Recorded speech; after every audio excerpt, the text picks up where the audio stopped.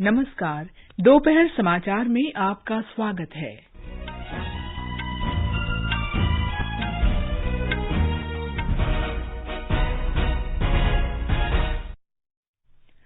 प्रधानमंत्री नरेंद्र मोदी ने गुजरात के गांधीनगर में भाजपा महापौरों के सम्मेलन का उद्घाटन किया।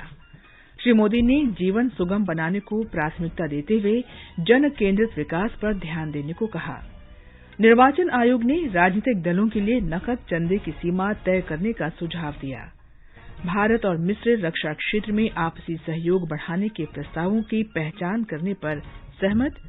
संयुक्त राष्ट्र महासभा में आज से शुरू हो रही बैठक में वैश्विक ध्रुवीकरण, रूस यूक्रेन संघर्ष, खाद्य और ऊर्जा संकट मुद्दों पर मुख्य रूप से चर्चा होगी।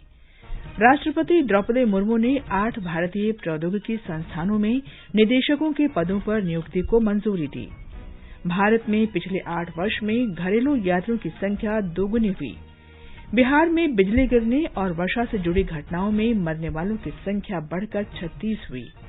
म्यांमार के एक गांव में स्कूल पर सेना के हेलीकॉप्टर हमले में 6 बच्चों सहित 12 लोगों की मौत। और भारत तथा ऑस्ट्रेलिया के बीच 3 T20 अंतर्राष्ट्रीय क्रिकेट मैचों की श्रृंखला का पहला मैच आज शाम मोहाली में।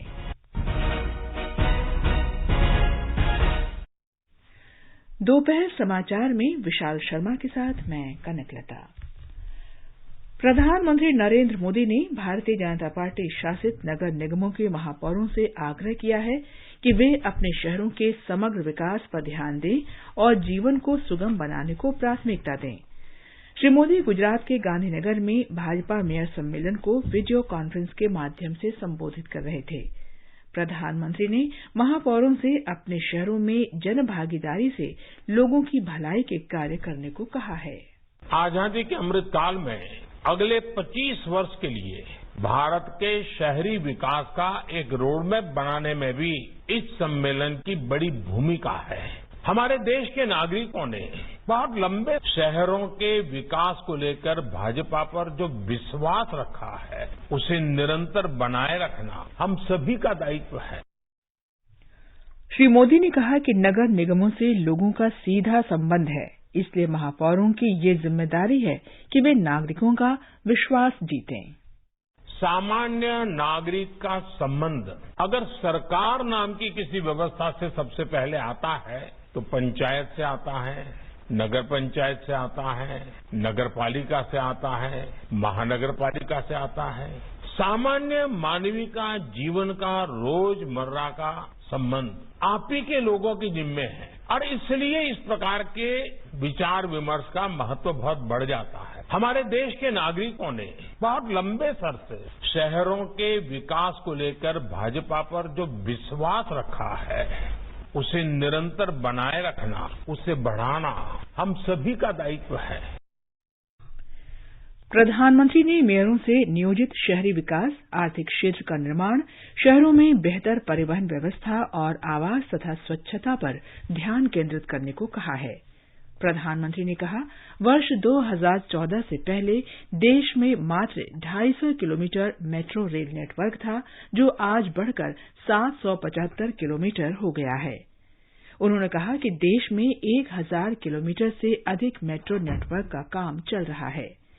श्री मोदी ने कहा कि भाजपा सरकार शहरों में आधुनिक सुविधाएं उपलब्ध कराने पर ध्यान दे रही है। प्रधानमंत्री ने महापौरों से शहरी गरीब लोगों की भलाई के लिए काम करने को कहा। अपने शहरों को उस स्तर पर ले जाना है कि आने वाली पीढ़ियां आपको याद करके कहें कि हाँ, हमारे शहर में एक मेयर हुआ करते थे, तब ये काम हुआ था। हमारे शहर में भाजपा का बोर्ड चुन करके आया था, तब ये काम आया था। भाजपा के लोग जब यहाँ सत्ता में आए थे, तब इतना बड़ा परिवर्तन आया था। ये लोक मानस में स्थिर होना चाहिए।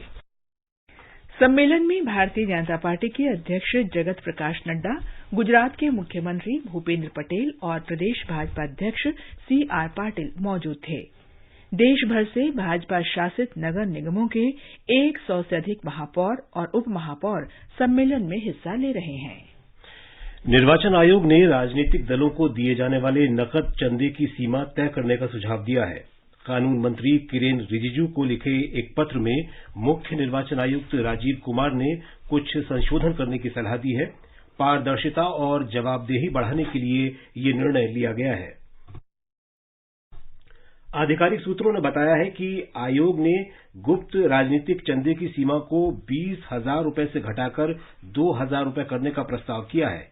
किसी भी राजनीतिक पार्टी के लिए अधिकतम 20 करोड़ रुपए का चंदा प्राप्त करने की अनुमति देने की सलाह दी गई है। आयोग ने कहा है कि प्रत्येक उम्मीदवार को चुनाव संबंधी कार्यों के लिए अलग से बैंक खाता खोलना चाहिए।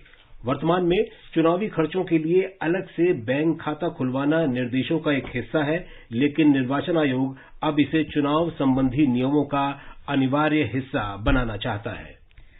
उपराष्ट्रपति जगदीप धनखड़ ने कहा है कि प्रशासनिक प्रणाली के प्रत्येक चरण में पारदर्शिता और जवाबदेही से लोकतंत्र और अर्थव्यवस्था समृद्ध होते हैं। उपराष्ट्रपति ने नई दिल्ली में 49वें राष्ट्रीय प्रबंधन सम्मेलन के उद्घाटन अवसर पर ये बात कही।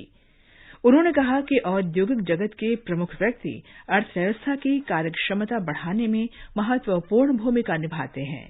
Academicians, experts, they are playing critical affirmative role in shaping India's incremental trajectory in all facets in very challenging times.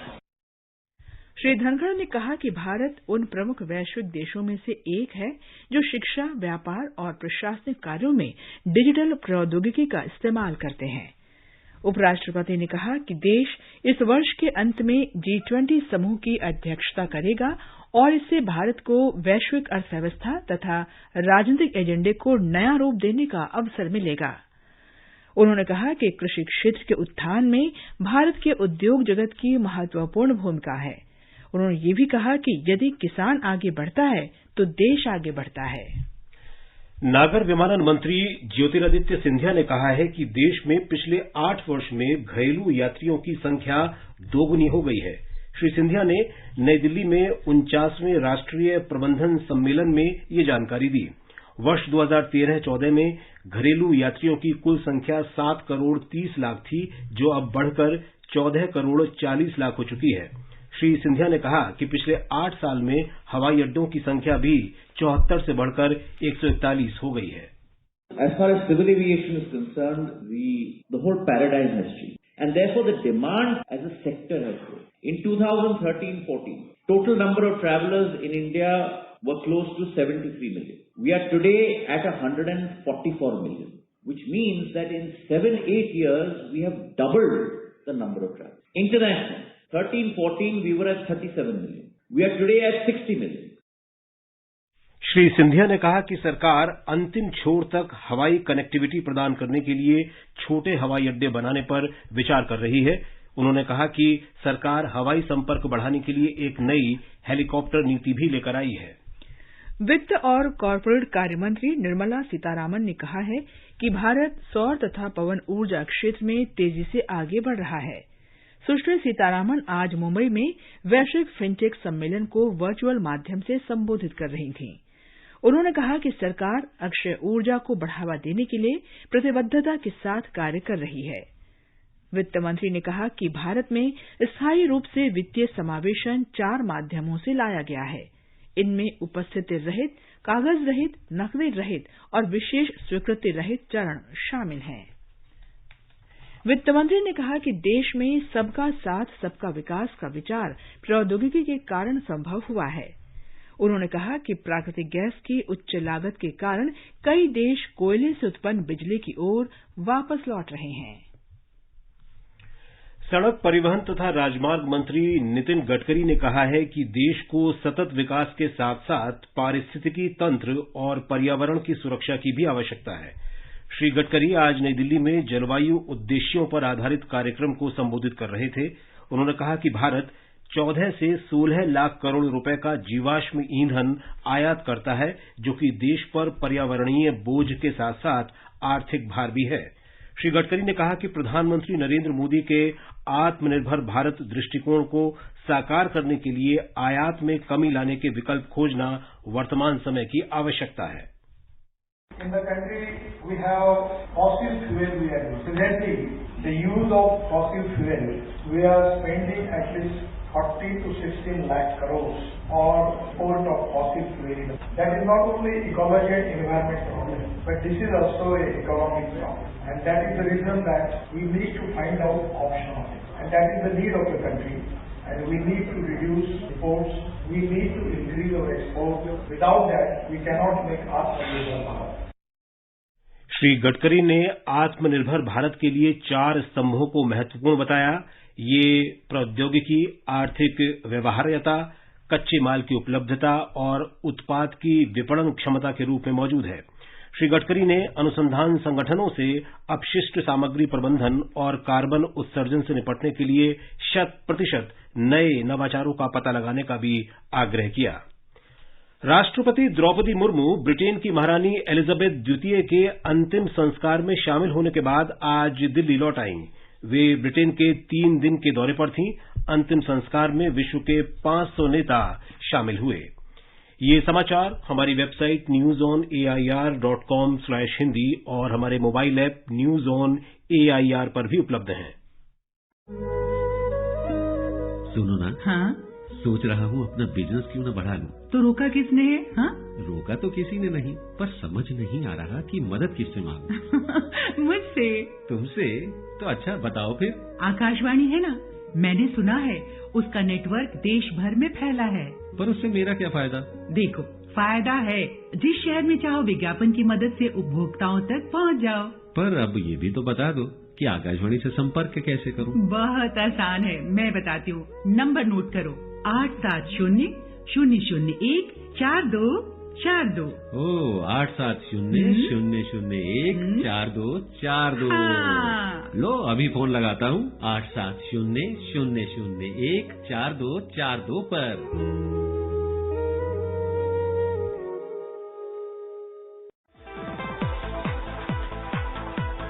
New India समाचार, नए भारत का संकल्प, सबका साथ, सबका विकास, सबका विश्वास और सबका प्रयास। समाज में गरीब और कमजोर तबकों के लिए सरकार की चल रही कल्याणकारी योजनाओं और कार्यक्रमों से जुड़ी जानकारी पाएं। सरकार के इन कदमों के बारे में जानें और लाभ उठाएं। आकाशवाणी पर अब सुनिए जन कल्याण के सरोकार दोपहर 3 बजे से हर शनिवार। सुनिए न्यू इंडिया समाचार आकाशवाणी के साथ।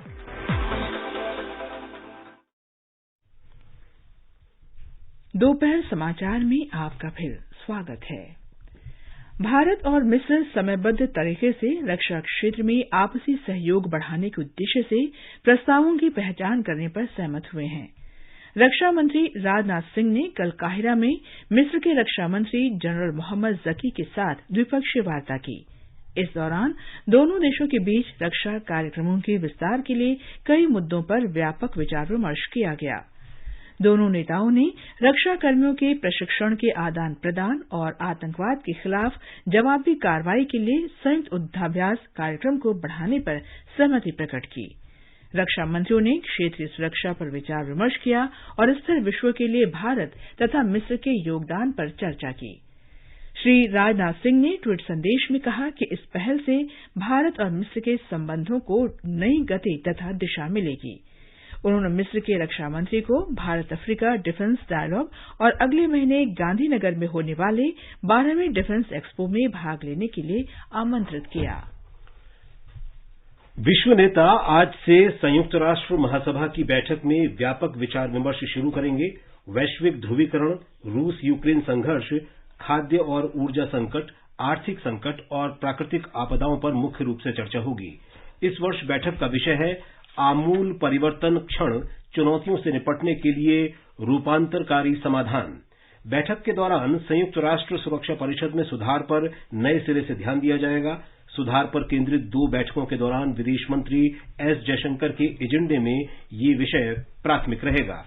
अमेरिका ने संकेत दिया है कि राष्ट्रपति जो बाइडेन सुधार प्रक्रिया को आगे बढ़ाने के लिए नए विचार प्रस्तुत करेंगे और इस पर व्यापक परामर्श करेंगे।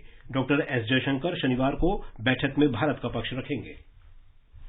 राष्ट्रपति द्रौपदी मुर्मू ने 8 भारतीय प्रौद्योगिकी संस्थानों IIT में निदेशक के पदों पर नियुक्ति को मंजूरी दे दी है। आईआईटी मद्रास के प्रोफेसर शेषाद्रि शेखर को आईआईटी पलक्कड़ में निदेशक और इसी संस्थान के दूसरे प्रोफेसर श्रीपाद करमालकर को आईआईटी भुवनेश्वर का नया निदेशक नियुक्त किया गया है। आईआईटी खड़गपुर के वेंकैयप्पा आर देसाई को आईआईटी धारवाड़ का निदेशक बनाया गया है, जबकि आईआईटी धारवाड़ के निदेशक पासुमार्थी सेशु को आईआईटी गोवा के निदेशक पद की जिम्मेदारी दी गई है। आईआईटी भिलाई के निदेशक रजत मूना को आईआईटी गांधीनगर, केएन सत्यनारायण को आईआईटी तिरुपति, राजीव प्रकाश को आईआईटी भिलाई और मनोज सिंह गौड़ को आईआईटी जम्मू में नया निदेशक नियुक्त किया गया है। आगे बढ़ने से पहले मुख्य समाचारों पर एक नजर। प्रधानमंत्री नरेंद्र मोदी ने गुजरात के गांधीनगर में भाजपा महापौरों के सम्मेलन का उद्घाटन किया। श्री मोदी ने जीवन सुगम बनाने को प्राथमिकता देते हुए जन केंद्रित विकास पर ध्यान देने को कहा।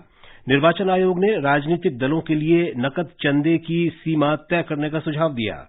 भारत और मिस्र रक्षा क्षेत्र में आपसी सहयोग बढ़ाने के प्रस्तावों की पहचान करने पर सहमत। संयुक्त राष्ट्र महासभा में आज से शुरू हो रही बैठक में वैश्विक ध्रुवीकरण, रूस यूक्रेन संघर्ष, खाद्य और ऊर्जा संकट मुद्दों पर मुख्य रूप से चर्चा होगी। राष्ट्रपति द्रौपदी मुर्मू ने 8 भारतीय प्रौद्योगिकी संस्थानों में निदेशकों के पदों पर नियुक्ति को मंजूरी दी। भारत में पिछले 8 वर्षों में घरेलू यात्रियों की संख्या दोगुनी हुई। बिहार में बिजली गिरने और वर्षा से जुड़ी घटनाओं में मरने वालों की संख्या बढ़कर 36 हुई। म्यांमार के एक गांव में स्कूल पर सेना के हेलीकॉप्टर हमले में 6 बच्चों सहित 12 लोगों की मौत। और भारत और ऑस्ट्रेलिया के बीच 3 T20 अंतर्राष्ट्रीय क्रिकेट मैचों की श्रृंखला का पहला मैच आज शाम मोहाली में। क्या आप वरिष्ठ नागरिक हैं? क्या आपके मन में सेहत, आर्थिक, सामाजिक या भावनात्मक मुद्दों से जुड़ा कोई सवाल है? आकाशवाणी आपके लिए लेकर आया है कार्यक्रम एक कदम और बुजुर्गों के लिए, हर रविवार रात 9:30 बजे FM गोल्ड पर। आप अपने सवाल हमें व्हाट्सएप नंबर 9289094044 पर भेज सकते हैं या इस पते पर ईमेल कर सकते हैं एक कदम और airnews@gmail.com। भारतीय जनता पार्टी दिल्ली आबकारी नीति में कथित अनियमितताओं के मामले में आम आदमी पार्टी की लगातार आलोचना कर रही है। आज नई दिल्ली में संवाददाताओं से पार्टी प्रवक्ता गौरव भाटिया ने आरोप लगाया कि आम आदमी पार्टी सरकार ने शराब ठेका देने में सभी नियमों को दरकिनार किया। L7 जोन नंबर 19 ये जो पार्टनर्स हैं यूनिवर्सल डिस्ट्रीब्यूटर्स के, जिनको ये ठेका दिया गया है, इस हस्ताक्षर में एक पार्टनर का नाम है करमजीत सिंह लांबा। ये सवाल है कि ये जब आबकारी नीति, जिसको ये कहते थे बहुत अच्छी है दिल्ली के लिए, जिसको ये वापस ले लेते हैं पकड़े जाने के बाद, इस नीति में तो राजस्व बढ़े ये उद्देश्य होना चाहिए, कोई भी व्यक्ति आए उसको ठेका मिलना चाहिए। लेकिन ये क्या हो गया? करमजीत सिंह लांबा आप कैंडिडेट, उसी को सारे नियमों की अनदेखी करके शराब का ठेका दे दिया जाता है। राजस्थान में लंपी रोग से बड़ी संख्या में गायों की मौत के विरोध में भारतीय जनता पार्टी राज्य में प्रदर्शन कर रही है। भाजपा प्रदेश अध्यक्ष सतीश पूनिया, विपक्ष के नेता गुलाब चंद कटारिया के नेतृत्व में सैकड़ों कार्यकर्ताओं ने पार्टी कार्यालय से विधानसभा तक मार्च निकाला, लेकिन उन्हें रास्ते में पुलिस ने रोक दिया। इस बीच विधानसभा में लंपी रोग पर चर्चा जारी है। कृषि और पशुपालन मंत्री लालचंद कटारिया ने कहा कि ये रोग सिर्फ राजस्थान में ही नहीं बल्कि अन्य राज्यों में भी फैल रहा है। उन्होंने कहा कि राज्य सरकार संक्रमण से बचाव और संक्रमित पशुओं के बचाव के लिए युद्ध स्तर पर काम कर रही है। एक रिपोर्ट। राज्य के 33 जिलों में से 32 जिलों में लंपी त्वचा रोग फैल चुका है। अब तक 13 लाख पशु इस रोग से संक्रमित हो चुके हैं, जबकि 60,000 से ज्यादा पशुओं की मृत्यु हो चुकी है। संक्रमित होने वाले पशुओं में ज्यादातर गाय हैं, लेकिन भैंस समेत कुछ अन्य पशुओं में भी इस रोग के संक्रमण का पता चला है। विपक्ष का आरोप है कि संक्रमित पशुओं और मृतक पशुओं की संख्या सरकारी आंकड़ों से कहीं ज्यादा अधिक है। राज्य सरकार ने इस रोग पर नियंत्रण करने तथा संक्रमित पशुओं के इलाज के लिए जिला कलेक्टर की अध्यक्षता में कमेटी गठित की है। साथ ही कई स्वयंसेवी और सामाजिक संस्थाएं भी पीड़ित पशुओं की सेवा करने में जुटी है। जितेंद्र द्विवेदी, आकाशवाणी समाचार, जयपुर। बिहार के विभिन्न हिस्सों में पिछले 24 घंटों में बिजली गिरने और वर्षा से जुड़ी घटनाओं में 36 लोगों की मौत हो गई और 8 बच्चों सहित 13 लोग घायल हो गए। मरने वालों में से ज्यादातर खेतों में काम कर रहे किसान थे। आंधी और बारिश से कई पेड़ और बिजली के खंभे गिर गए, जिससे कई हिस्सों में बिजली आपूर्ति बाधित हो गई। मुख्यमंत्री नीतीश कुमार ने इस घटना पर दुख व्यक्त करते हुए मृतकों के परिजनों को 4-4 लाख रुपए की अनुग्रह राशि देने की घोषणा की है। उन्होंने घायलों के निःशुल्क उपचार के आदेश दिए हैं।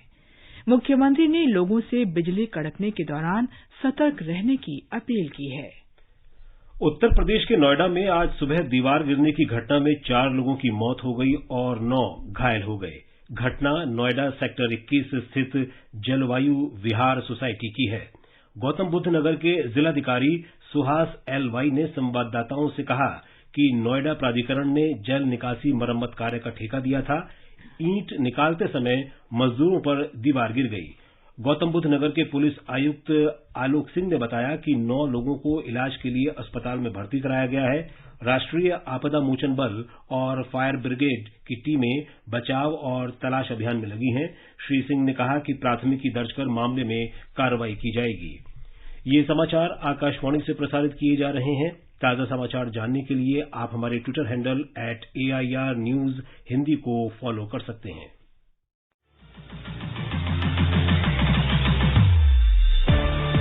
कॉम्पिटिटिव एग्जाम्स की तैयारी कर रहे हैं आप? तो अभ्यास कार्यक्रम है सिर्फ आपके लिए।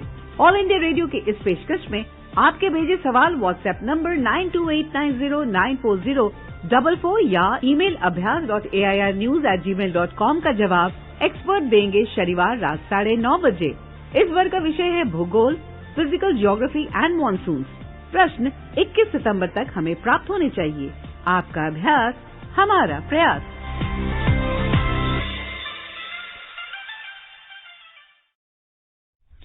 म्यांमार में एक गांव के स्कूल पर सेना के हेलीकॉप्टर से की गई गोलीबारी में 6 बच्चों सहित 12 लोगों की मौत हो गई और 17 अन्य घायल हो गए।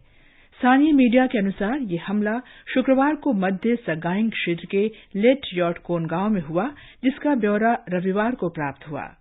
स्कूल प्रशासक ने बताया कि बच्चों को सुरक्षित निकालने की कोशिश की जा रही थी, तभी सरकारी MI-35 हेलीकॉप्टर ने स्कूल पर गोलियां चला दी। केंद्रीय खेल मंत्री अनुराग सिंह ठाकुर ने उत्तर प्रदेश के सहारनपुर में एक खेल प्रतियोगिता के दौरान खिलाड़ियों को शौचालय से परोसे जा रहे भोजन के मामले को गंभीरता से लेते हुए ठेकेदार और अधिकारियों के खिलाफ सख्त कार्रवाई के निर्देश दिए हैं। श्री ठाकुर ने निर्देश दिया है कि ठेकेदार को भविष्य के लिए प्रतिबंधित सूची में डाला जाए। सहारनपुर के एक स्टेडियम के शौचालय के अंदर कबड्डी खिलाड़ियों को खाना परोसे जाने के कुछ वीडियो सामने आए हैं। खेल और युवा कार्य मंत्री अनुराग ठाकुर ने कहा है कि केंद्र सरकार ने खिलाड़ियों को विश्व स्तरीय खेल सुविधाएं उपलब्ध कराने के लिए कई कदम उठाए हैं।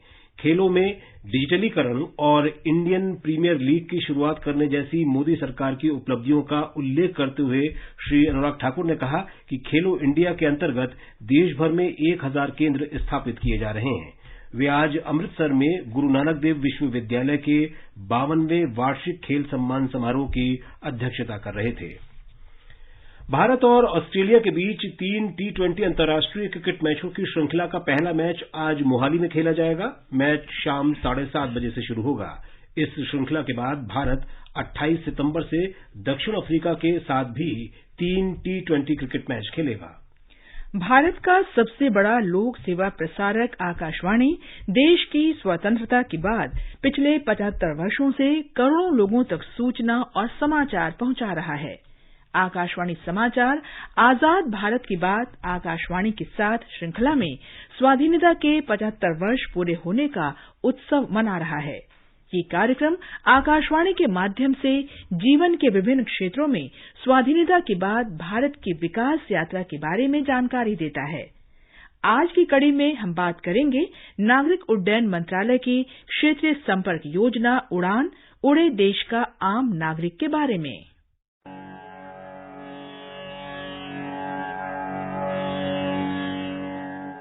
नागरिक उड्डयन मंत्रालय ने 27 अप्रैल 2017 को क्षेत्रीय संपर्क योजना उड़ान उड़े देश का आम नागरिक शुरू की थी।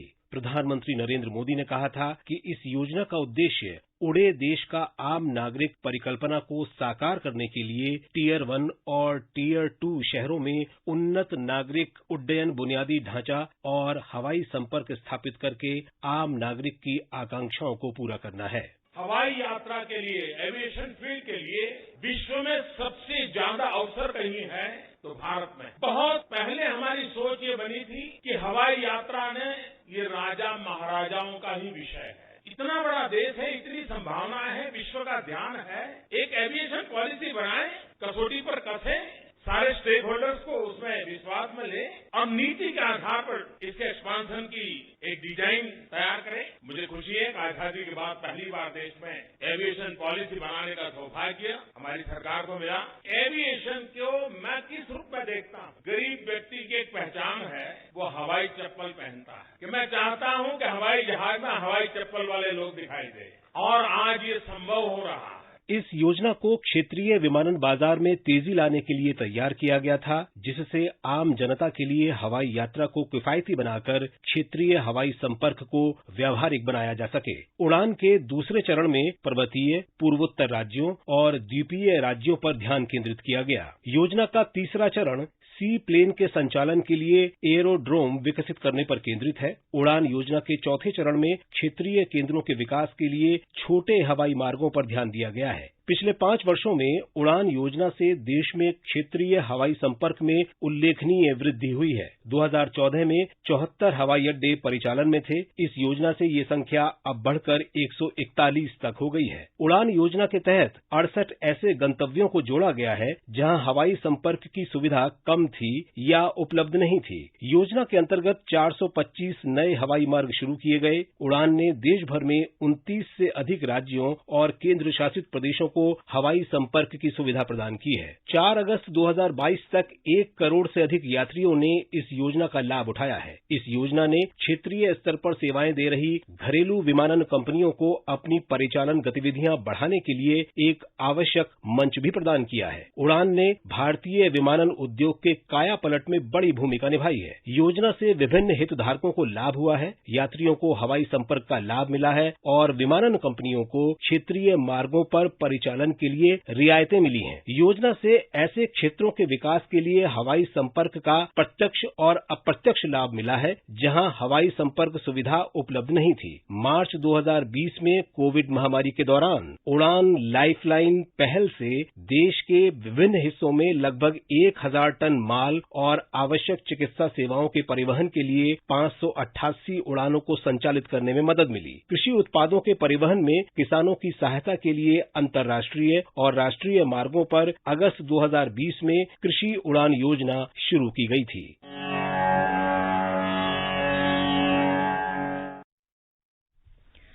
आजाद भारत की बात आकाशवाणी के साथ कार्यक्रम को Twitter @AIR news alerts, YouTube channel news on AIR official, news on AIR app, Facebook और इंस्टाग्राम पर सुना जा सकता है। और अब एक नजर आज के मौसम पर। राष्ट्रीय राजधानी दिल्ली और चेन्नई में बादल छाए रहेंगे और हल्की बारिश या बूंदाबांदी होगी। दिल्ली और चेन्नई में तापमान 26 से 35 डिग्री सेल्सियस के बीच रहने का अनुमान है। मुंबई और कोलकाता में भी 1-2 बार बारिश या गरज के साथ छींटे पड़ने का अनुमान है। जम्मू और लेह में आंशिक रूप से बादल छाए रहेंगे और धूल भरी आंधी या वर्षा हो सकती है। अंत में मुख्य समाचार एक बार फिर। प्रधानमंत्री नरेंद्र मोदी ने गुजरात के गांधीनगर में भाजपा महापौरों के सम्मेलन का उद्घाटन किया।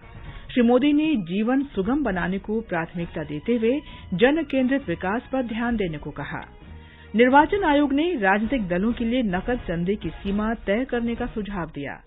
भारत और मिस्र रक्षा क्षेत्र में आपसी सहयोग बढ़ाने के प्रस्तावों की पहचान करने पर सहमत।